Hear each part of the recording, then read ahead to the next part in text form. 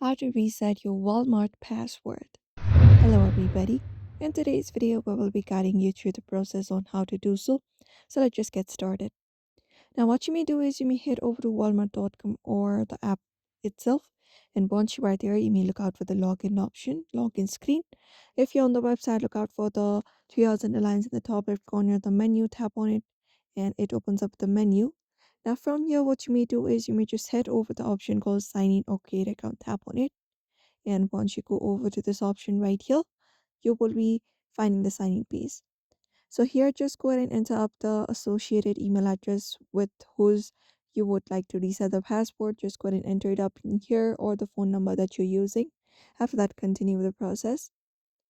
And once you have continued with the process, you will be taken to the Create Walmart account if your account is not created, or even if your account is created, you just need to follow the verification process. You may just go ahead and enter up your password and tap on continue. And once that is done, you will be getting a 6-digit code on your email or phone number. So just go ahead and enter it up, and once that is done, it will give you option to reset your password.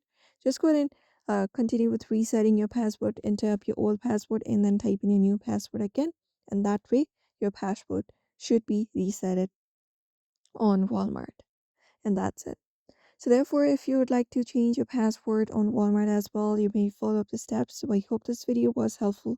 Give it a thumbs up and subscribe for more tips and tutorials.